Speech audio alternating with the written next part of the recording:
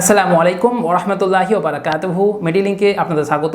আজকের এই ভিডিওতে আমরা আলোচনা করব একটি প্রেগনেন্ট মহিলা কিংবা একটি ল্যাকটেটিং মহিলার ক্ষেত্রে ক্যালসিয়ামের গুরুত্ব কতটা, এর প্রয়োজনীয়তা কী এবং এর সঠিক ডোজ সম্পর্কে। সুতরাং শেষ পর্যন্ত ভিডিওটি দেখুন।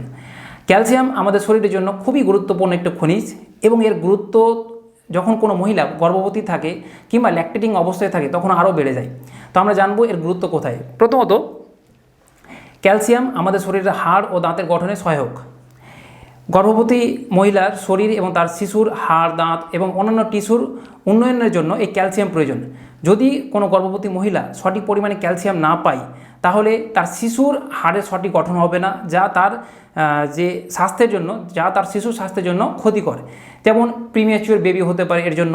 প্রিম্যাচিওর বেবি বলতে সময়ের আগে বাচ্চা প্রসব হয়ে যেতে পারে, অথবা লো বার্থ ওয়েট বেবি হতে পারে, অর্থাৎ একটা বাচ্চা প্রসবের পর যে স্বাভাবিক ওজন থাকে সেই স্বাভাবিক ওজনের থেকে কম ওজনের বেবি হতে পারে। এই দুটো কেসেই কিন্তু সদ্যজাত বাচ্চার জন্য ক্ষতিকর। তাহলে আমরা বুঝতে পারছি যে ক্যালসিয়াম যদি গর্ভাবস্থায় মহিলা সঠিক পরিমাণে না পায় তাহলে তার বাচ্চার যে হাড়ের গঠন সেটা ক্ষতিগ্রস্ত হতে পারে। দ্বিতীয়ত, গর্ভাবস্থায় একটি রোগ আছে প্রি এক্ল্যাম্পসিয়া হচ্ছে যে গর্ভাবস্থায় উচ্চ রক্তচাপজনিত একটি রোগ, যেটি মা এবং বেবির জন্য দুটোর জন্যই ক্ষতিকর। কোনো মহিলা যদি গর্ভাবস্থায় সঠিক পরিমাণে ক্যালসিয়াম সেবন করে তাহলে এটা অনেক ক্ষেত্রে এড়ানো যায়। এটা অনেক ক্ষেত্রে এড়াতে সাহায্য করে এই রোগ থেকে। তাহলে আমরা দুটো জিনিস জানলাম। একটি হচ্ছে যে শিশুর হাড়ের যে গঠন বা শরীরের যে গঠনের জন্য মাকে অবশ্যই একটা পর্যাপ্ত পরিমাণে ক্যালসিয়াম সেবন করতে হবে। দ্বিতীয় হচ্ছে যে মা যদি পর্যাপ্ত পরিমাণে ক্যালসিয়াম সেবন করে তাহলে প্রি এক্ল্যাম্পসিয়া নামক রোগ থেকে সে অনেকটা বেঁচে থাকতে পারবে। তৃতীয়ত হচ্ছে ব্রেস্ট ফিডিং। যখন কোনো মহিলা তার সন্তানকে দুধ পান করায় তখন সেই মায়ের শরীরে ক্যালসিয়াম স্তন্য দুধের মাধ্যমে সেই বাচ্চাদের ট্রান্সফার হয়, যে ক্যালসিয়ামটা সেই বাচ্চার হাড়ের গঠন বা শরীরের গঠন করতে সাহায্য করে। এবার মা যদি সঠিক পরিমাণে ক্যালসিয়াম না পায় তাহলে মায়ের শরীরে ক্যালসিয়ামের অভাব ঘটবে, যার ফলে তার সার্বিক বা তার দেহের ক্ষতি হবে। তাহলে আমরা তিনটা পয়েন্ট দেখলাম। যে একটি হচ্ছে যে শিশু যখন পেটে থাকে তখন তার শরীরে হাড় বা তার শরীরে স্বাস্থ্যের যে সার্বিক গঠন জন্য ক্যালসিয়াম প্রয়োজন। দ্বিতীয় হচ্ছে যে মায়ের শরীরে যে প্রি এক্ল্যাম্পসিয়া রোগ দেখা দেয়, উচ্চ রক্তচাপজনিত একটি রোগ দেখা যায়, সেটা ক্যালসিয়াম অনেক ক্ষেত্রে এড়াতে পারে। তৃতীয় হচ্ছে ব্রেস্ট ফিডিংয়ের সময় মায়ের শরীর থেকে অনেক ক্যালসিয়াম বেবিতে ট্রান্সফার হয়, যা মায়ের শরীরে ক্যালসিয়ামের ঘাটতি করে, তখন মায়ের শরীরে একটি ক্যালসিয়ামের প্রয়োজন হয়। তো এটা তো গেল আমরা ক্যালসিয়ামের গুরুত্ব দেখলাম, ক্যালসিয়ামের প্রয়োজনীয়তা দেখলাম। এর প্রোটোকল কী, কতটা পরিমাণ ক্যালসিয়াম দিতে হবে।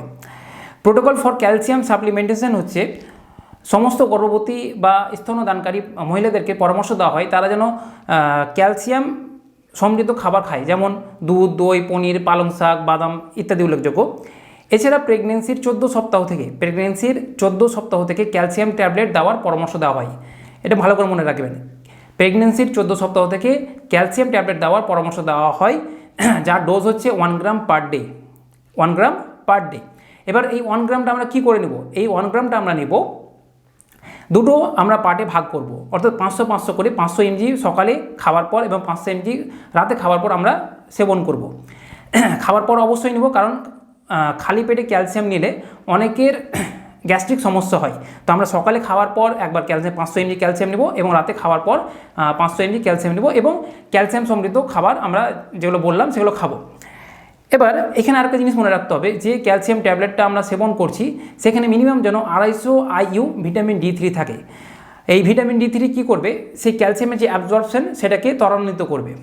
আরও একটা জিনিস আমাদের মনে রাখতে হবে, সেটা হচ্ছে যে আমরা যে আয়রন বড়িটা খাই, যেটা আমাদের সেন্টার থেকে বা আমাদের কিনে যেটা আমরা আয়রন খাই, ক্যালসিয়াম এবং আয়রনকে আমরা কোনো সময় একসাথে খাবো না, কারণ এই আয়রনটা ক্যালসিয়ামের অ্যাবজর্পশনকে অনেকটা ক্ষতিগ্রস্ত করে, অনেকটা প্রভাবিত করে।